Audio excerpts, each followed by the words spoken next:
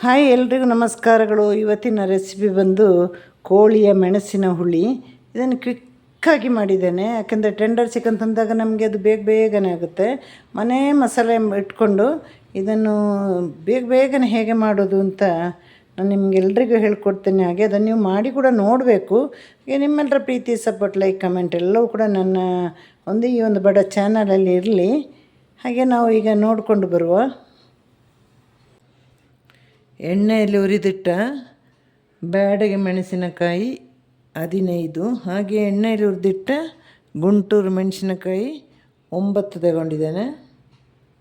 ಇಲ್ಲಿ 1 ಸ್ಪೂನು ಎಣ್ಣೆಯಲ್ಲಿ ಹುರಿದಿಟ್ಟ ಧನಿಯಾ, ಹಾಗೆ ಒಂಚೂರು ಹುಳಿ, 1 ಸ್ಪೂನಷ್ಟು ಅರಿಶಿನ ಪುಡಿ. ಇವಿಷ್ಟು ಮಸಾಲೆಯನ್ನು ಇವಾಗ ಸ್ವಲ್ಪ ನೀರು ಹಾಕಿ ನೈಸಾಗಿ ರುಬ್ಬಿಕೊಂಡು ಬರ್ತೇನೆ. ಈಗ ನುಣ್ಣಗೆ ಕಡದಿಟ್ಟ ಮಸಾಲೆ ರೆಡಿ ಆಯಿತು.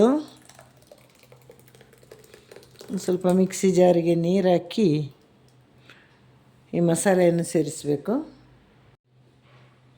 600 ಗ್ರಾಮ್ ಚಿಕನ್ಗೆ ಇಷ್ಟು ಮಸಾಲೆ ನಮಗೆ ಸಾಕು.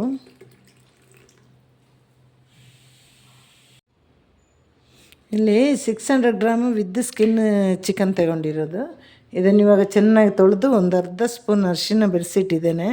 ಆಲ್ರೆಡಿ ನಾವು ಮಸಾಲೆಗೆ 1 ಸ್ಪೂನ್ ಹಾಕಿದೆ ಅಲ್ವ, ಅಷ್ಟು ಸಾಕು.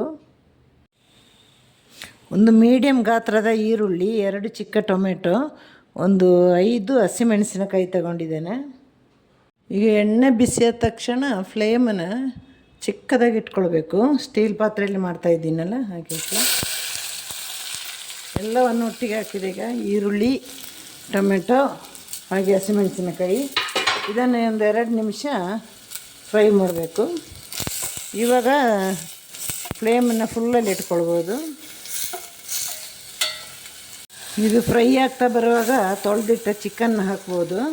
ಚೆನ್ನಾಗಿ ಮಿಕ್ಸ್ ಮಾಡಿ ರುಚಿಗೆ ತಕ್ಕ ಉಪ್ಪನ್ನು ಸೇರಿಸಬೇಕು.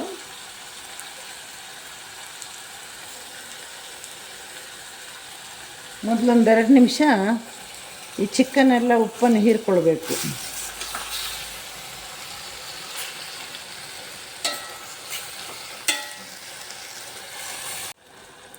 ಈಗ ಫ್ಲೇಮನ್ನು ಮೀಡಿಯಮ್ಮಲ್ಲಿಟ್ಟು ನಾವು ರುಬ್ಬಿರುವ ಮಿಕ್ಸಿಗೆ, ಆ ಮಸಾಲೆ ಮಿಕ್ಸಿಗೆ ಸ್ವಲ್ಪ ನೀರು ಹಾಕಿ ಮೊದಲು ನೀರನ್ನು ಸೇರಿಸಿ ನಂತರ ಮಸಾಲೆ ಸೇರಿಸೋಣ.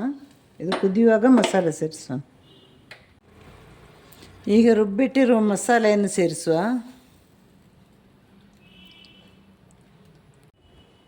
ಇದಕ್ಕೆ ಸ್ವಲ್ಪ ನೀರು ಸೇರಿಸಿ ಇನ್ನು ಅಲ್ಲೇ ಕುದೀತಾ ಇರಲಿದು. ಇದು ಮೆಣಸಿನ ಹಸಿ ವಾಸನೆ ಹೋಗುವ ತನಕ ಈ ರೀತಿ ಕುದಿಬೇಕು. ಅಷ್ಟೊತ್ತಿಗೆ ನಮ್ಮ ಚಿಕನ್ ಜೊತೆಯಾಗಿ ಬೇಯ್ತಾ ಇರುತ್ತೆ. ಪೂರ್ತಿ ಮುಚ್ಚಿದರೆ ಸಾರು ಚೆಲ್ಲಿ ಬಿಡುತ್ತಲ್ವ, ಹಾಗೆ ಇಷ್ಟೇ ಮುಚ್ಚೋದು ನೋಡಿ. ಅಂದರೆ ಸಾರು ಫುಲ್ ಇರುವಾಗ ಇಷ್ಟೇ ಮುಚ್ಚಬೇಕು, ಅರ್ಧ ಇರುವಾಗ ಪೂರ್ತಿ ಮುಚ್ಚಬೋದು. ಸ್ಟವ್ನ ಆಫ್ ಮಾಡುವ, ಹಾಗೆ ಮುಚ್ಚಿಡುವ ನಾವು.